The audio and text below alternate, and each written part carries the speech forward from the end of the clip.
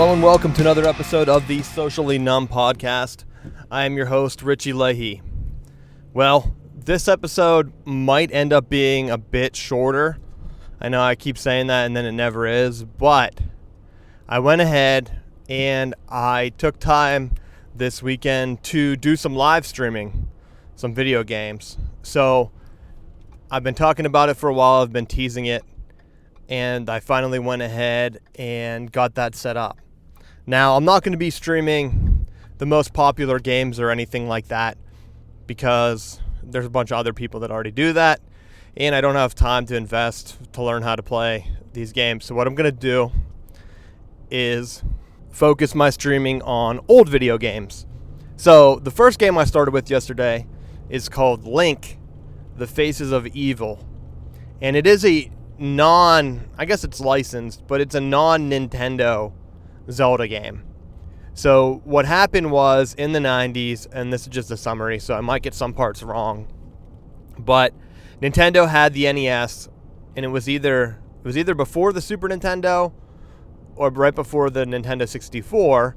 They had contracted with Philips to do some type of CD-based video game. So if you think of the PlayStation, was I think the first one, maybe that, yeah, it was definitely before the Dreamcast, I think. So before Sony came out with the PlayStation, I'm pretty sure Nintendo had this contract with Philips to go ahead and create their own. Now there were some logistics things that didn't happen, and Nintendo kind of canceled the contract. Well, as part of that, they were able to get licensing to create a couple Zelda games. So Philips went ahead and they stayed the course, and they created their own CD-based video game system.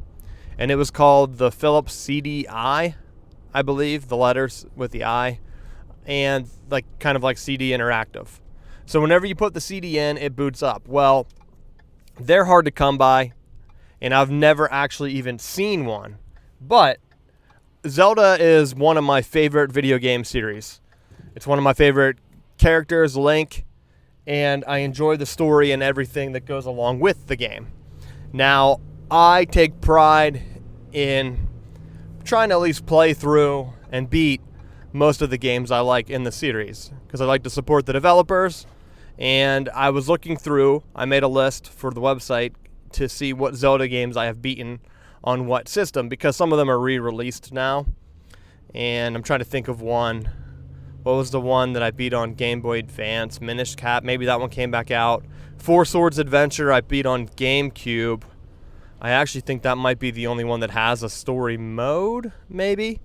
But that was one that was also released on handheld, I think as like an add-on pack. So I wrote down when I beat the game, or not when, but with what system I beat the games, and I was going through, and I wanted to check and make sure that I had all of the games written down. Because I never had a DS, so I missed about 4 or 5 Zelda games. I also missed Oracle of Ages and Oracle of Seasons. I went right to the Minish Cap, and I never kind of cycled back around to those other 2 games. And that's what I'm playing now because they're available on the 3DS. So if you remember the Black Friday podcast, where I went out and got that, and I started to play through those, and I'm still working on them. It's not something that I'm rushing through because the Switch came out, and I've been taking my time with that Zelda and some of the other games. The Shovel Knight series, which I covered on here, I went through and beat that right away. Playing through some snipper clips, just having some fun. I was going to bring that in eventually. And I was looking at other Switch games that are out to see if any more piqued my interest over the weekend. But nothing really, so I'm just trying to beat through the Zelda as well. I decided to try streaming, and I was going to stream Zelda. I was going to stream Ocarina of Time, and Nintendo has their own licensing thing. Well, of course, whenever they have their own, I wanted to kind of do some research. Well, I found a couple people, not just one person, who put their YouTube stats up along with their payments that they received from Nintendo, and they were receiving a couple thousand views, and Nintendo was paying them a penny each month. A penny in their PayPal, like 1 cent. And they were saying that it doesn't make sense because any other non-Nintendo game with 1,000 views doesn't equal a penny. It might not be $1, but it's like 80 cents or whatever. But they just kept giving $1 and it didn't, or a penny, and it didn't make sense. And so I kind of crawled through to kind of see what their click-through rates were or whatever. And even my own videos, some of them don't get a lot of views, but I still get 5 to 10 cents per video if I do them and put them up and monetize them. So for Nintendo to go ahead and take their own cut and then be giving multiple people just a penny and not providing any of their data, any analytics, it basically, they just PayPal it to you. And they hide your YouTube stats. I mean, you can see how many people viewed it, but you don't know who and when, because I think if you create a channel that's tied to YouTube, basically, and Nintendo, you want to go ahead and create like a Nintendo only channel, because they take it over, and then that way you can't see the analytics. So realistically, you don't see how many people are viewing your thing or how you're getting paid. Basically, you're not seeing the numbers. Nintendo has all that, and they don't give you the true numbers. So if you go on your video, it might say that you have 1,000 people watching. Nintendo says you only have 100 or so, and then they give you a penny. And it's kind of deceitful, and I don't like when companies do that. I understand that they're trying to help, but they should actually work with Nintendo, or not Nintendo. Nintendo should work with YouTube on trying to figure out a better way to monetize both. Like if Nintendo wants an 80-20 split or whatever the split is, they should go through YouTube, and the creator should go through YouTube, and they can kind of go ahead and they could set it up with Google, and they can go ahead and set up this agreement. But my theory is that Nintendo doesn't want to do that, because if they want to stay kind of tied to Apple for whatever reason, I don't know the reason. I don't have any theory behind it, but if you look at how they're developing games, they are going to the iPhone first. And so I just have a feeling that Nintendo wants to keep that relationship going with Apple, so they don't want to go ahead and alienate them by starting these agreements with Google, even though Apple doesn't have their own streaming video game thing. Now, I know with Twitch, it's owned by Amazon now. That's what I went ahead and tested on, and I backed up. So, well, I'll get into it here in a second, but Twitch is owned by Amazon now. So if you're an Amazon Prime member, you also get Twitch Prime, and then I think there's like an unlimited Twitch that you can pay for on top of it.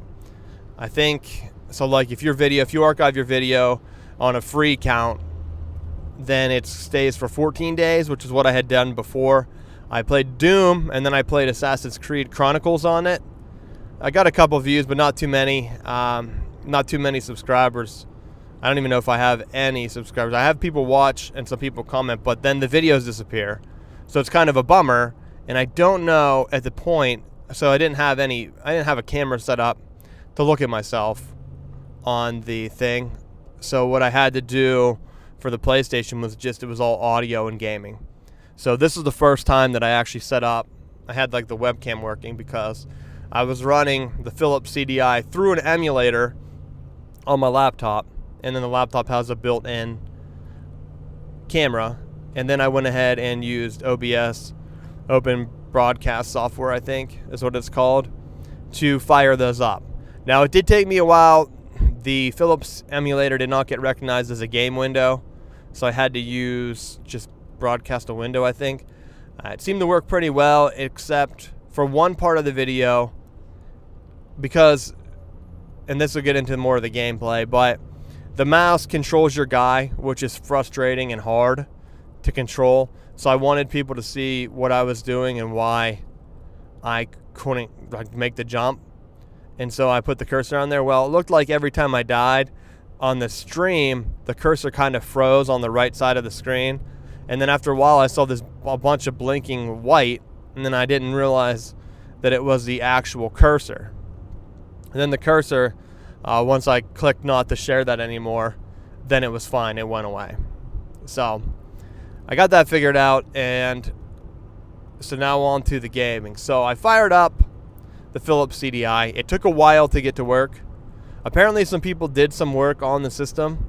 In 2009 was like the latest. So that's almost 8 years ago. And how the emulator works and how the game worked was you had, I don't know if there was a pad, but like it looked like there was a right, left, possibly a down, like a D-pad. And if you hit upright at the same time, your guy would jump.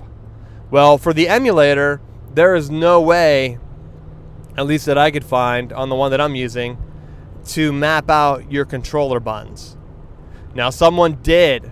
Someone went ahead and created a keyboard mapper for it, which then in turn, if I could find the file, I could go ahead and hook up my controller and possibly make the game a whole hell of a lot easier. And then I might just be able to fly right through the rest of it. Because right now, playing with the mouse is tough. I'm surprised I even got through the first couple levels, to be honest. Especially streaming, because that's a lot of pressure on you to make sure that you're not looking like an asshole and you're actually talking. And there were some points where I kind of just lost all hope to beat these flying Charizard looking things, because they just kept flying at me and they kept coming, and it wasn't like if you killed them they would stop.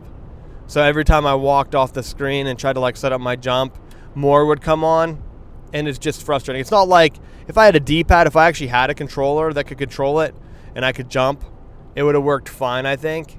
But just the fact that it was the mouse, I had troubles with it, because you can't time your jump correctly because the mouse kind of resets in the center of the screen. And I don't know why the creator set it up like that. I don't know, maybe it was old hardware when they built it, because the emulator itself was written a long, long time ago. But I'm using like the newer version. Well, in 2012, someone created a keyboard mapper, and they put a YouTube channel up, or YouTube thing, and they put a download link in, and I was going to try to figure that out, but the file's missing. And that person seems to be, he's not responding to the comments in the video. He's gone. So I don't know what happened. I don't know what happened to the file. He had it hosted on Dropbox. Usually Dropbox saves those things somewhere, unless he manually deleted it. Like, I don't know if he did an update and he just didn't link it anywhere, or he has his own site. I'm going to keep digging, because otherwise it's going to take me forever to beat it. And I can play in my free time and just leave it up and go play whenever I need a break or have some time, some downtime, to just go over and do it maybe while I'm playing PlayStation. If I beat that level, I'm hoping the rest of the levels are pretty easy. But it is a 2D side-scrolling Zelda game, to get back into it, since I never even gave any preface on the game. Now, the emulator, it's either the emulator or the CD itself. It's probably the emulator. Who am I kidding? The audio doesn't sync up all the time. So I'll be playing, I'll watch a cutscene, the audio will cut out. Then it'll take me back to the level, I'll start playing, and then I'll hear the story while I'm playing, instead of with the movie, the cutscene. So I think the story is that this guy went to a land of faces, or faces of evil, whatever the island is called, and he got lost trying to fight Ganon, basically the same story as the Nintendo version. And he didn't come back. So Princess Zelda, I think she's the princess, tells Link to go. Link's a little bit more outspoken in this game. He's not like a shy little boy like in Ocarina of Time.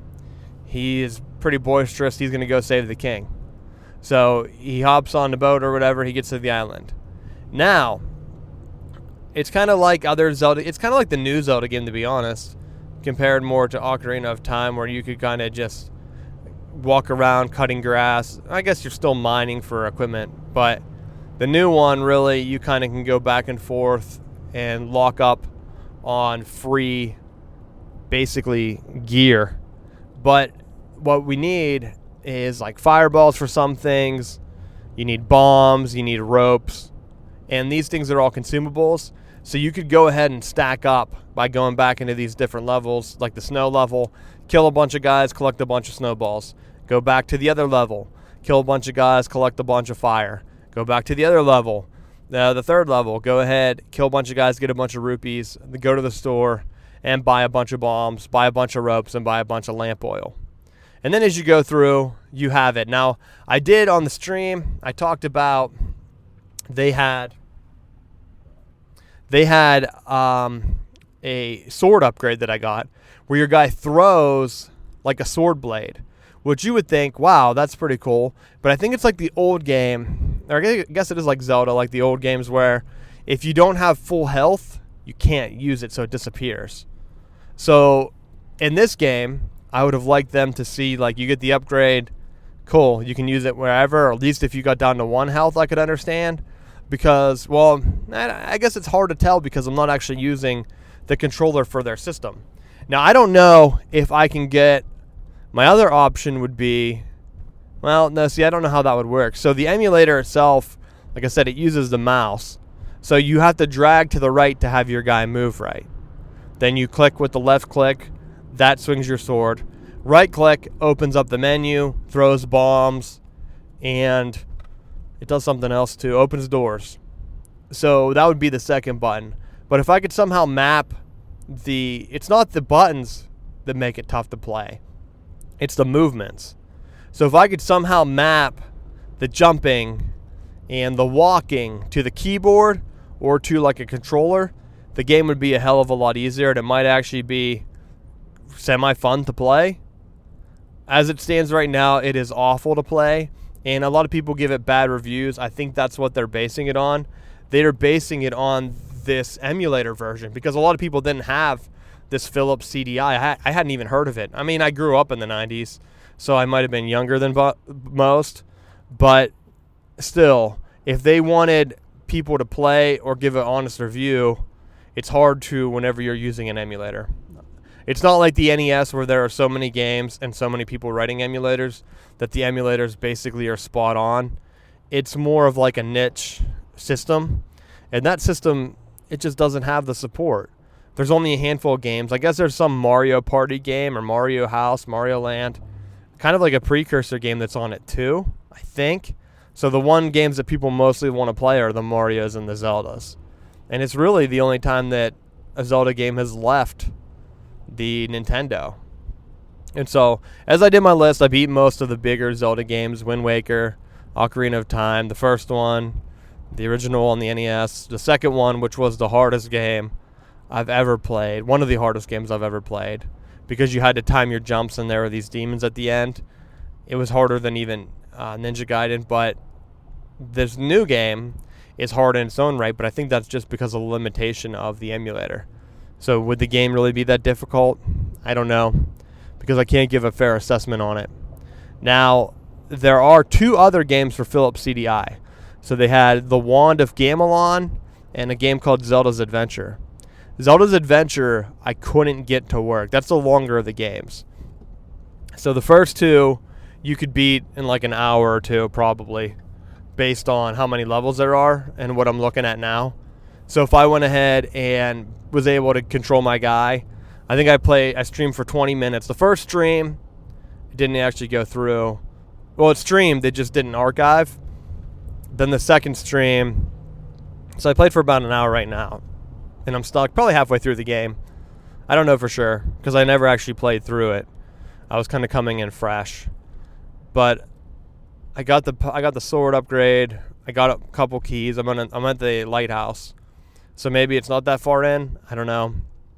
But I streamed for about an hour, 20 minutes of time. And when I set up Twitch, I have used Twitch before, like I said, straight from my PS4. Normally it sent a tweet out whenever you went live, but I didn't see that it did that on my account yesterday. I'm not sure if something happened with my Twitter or whatever, but I didn't see that happen. They did change some of the features, like I did have archive check, auto archive, to save the video, and that did not work. So the whole first video is gone. Now the second video I did, and my YouTube was still set up because I did back it up to YouTube. And like I said, these older games, they're not copyright marked. So you can go ahead and actually do a Let's Play video, which is what I did. And basically, I just went ahead and exported to YouTube to test that feature. So the second one, which might have been where I started to die, I don't know. The first stream that I did, it was pretty much spot on. It was pretty awesome. I was able to have a lot of movement, a lot of jumping around, just killing guys, collecting stuff. I was on a roll, and then by the time the hour was up, I was done. And maybe it was just because fatigue. You get a little tired when you have to be actively playing a game where the controls are garbage. And so maybe if I revisited it, I could jump right through and destroy that level. I mean, I did that with the first one. I was dying with the ice when I first tested the game to make sure that it worked. I wasn't even sure. It did crash on me one time, and I had to restart it on the stream right at the beginning, right when I started. But other than that, I didn't have any issues. And that's where I went ahead and, like I said, I wanted to get just a feel for streaming, and I thought these old games would be pretty good initiative in, because it's not too much resource intensive, and I wanted to see how the streaming actually looked on my machine. And I actually used my second device to watch the stream from my laptop, because it's an older laptop I'm using, like a MacBook Air. And so I wasn't sure how the battery life would be. I thought I might only be able to do like a half-hour stream before it really killed my battery. And then after I play through these Zelda games, what I'm going to do is play through some older shooting games. Some of the other ones, like some of the games I beat, like were Duke Nukem and Duke Nukem 2. I beat those, not all of Duke Nukem 2. I think I have like one level left, but I'm not going to stream that because it just should be like a boss fight or whatever. But I have been playing those on Steam, so I thought, oh, well, why don't I play some of the older first-person shooter games, FPS games, because I have like Turok on there.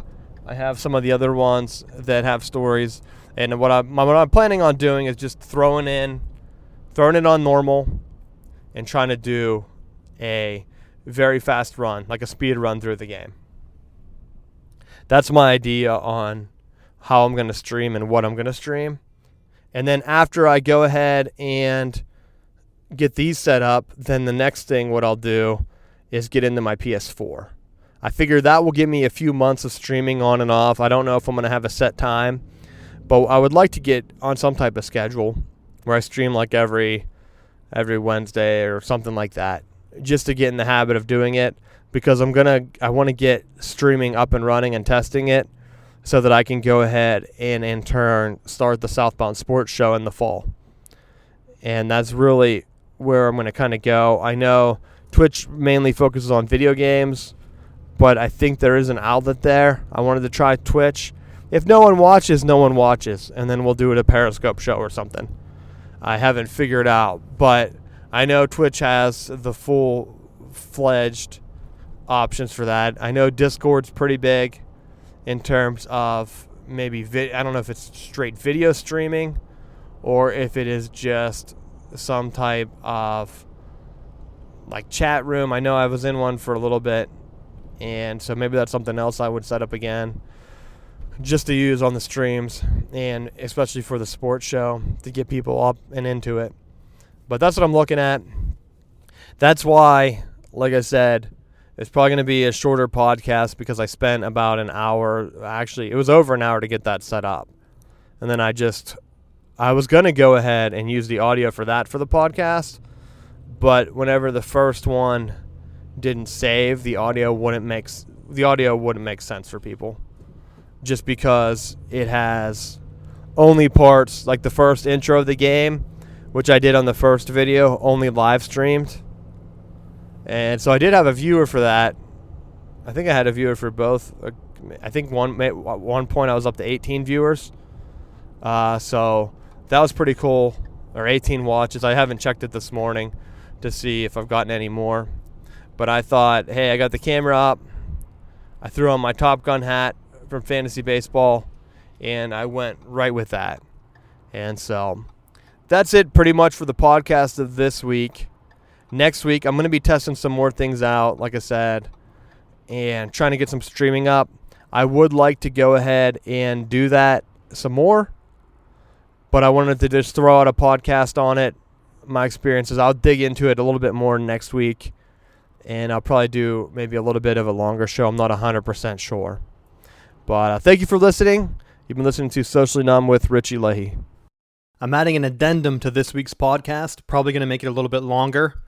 I know I talked about streaming in Zelda, but that's kind of hard to get across visually. So what I can say is to go ahead, Subscribe to me on Twitch or whatever you do. Follow me. I'm still looking into getting that set up a little bit better, and I will be doing more in the future. I teased it a long time ago. And subscribe to me on YouTube, because that is going to go ahead and be up there next. Also, on Apple News, make sure you favorite the Leahey Report and share our stories, because I'm going to be putting some of my live streams up on there as well. I'm not sure if anyone else does it, but it's a good way to go ahead and get some exposure, and I can write about my thoughts on the game. So I don't know if I'm going to be going through and actually beating the game. What I might do when I stream it is kind of do what I do here and do like a little bit of a review after I beat it. Not sure, but we'll be coming back to that multiple times, I'm sure, and I'm sure I'll change my mind 100 times. But the addendum I want to add is online orders. So I had to pick up an item at the store. I had to get a couple of the same thing, and it makes it extremely difficult. So basically, whenever something like this happens, I go ahead and I go on Amazon and I place my order. I've been burnt by Amazon 3 times in the past month or two, about a month and a half probably. So I order a game on Amazon. I get the message they were low stock, which apparently means that they're out of stock, because I got the email that it's back ordered. Then I get the email that it's ready to ship. Then that order is canceled, and I get another email like 5 weeks later saying that it's done. So that just happens. So I go ahead and I order the next item. It's some coins, like some collective commemorative coins. I order them. There are like 6 or 7 in stock. Actually, I think there was 10, I think, because I ordered 4 of them. Then I get an email saying that only they could ship 3. And the last one's going to be back ordered. When I go on their site, or maybe there was 9. When I go back on their site, though, it says they have 6 left. Still that they're selling. But they couldn't ship mine out. It didn't make any sense the way they went ahead and did that. So I have that to worry about. And I go ahead to get my next item. Again, I'm getting something that I need multiples of. So I go ahead and place the order. What happens next? I get the same thing. Another email saying that Amazon is back ordered on this item. And so I go ahead, get a hold of Amazon, ask them, like, this is like the 3rd time that I had to buy something, that I buy it. You guys say you have it in your drop down. You have that many of them. When I place the order, I'm not getting it. So I had to complain there. And then I thought, you know what? It's just a piece of clothing. I'll go ahead and try to grab some. And at the store, I never store shop. Normally I find what clothes I like and I just get a couple of them. So I usually wear the same thing. Basically, I wear khakis and polos. It is my work outfit. That's what I wear.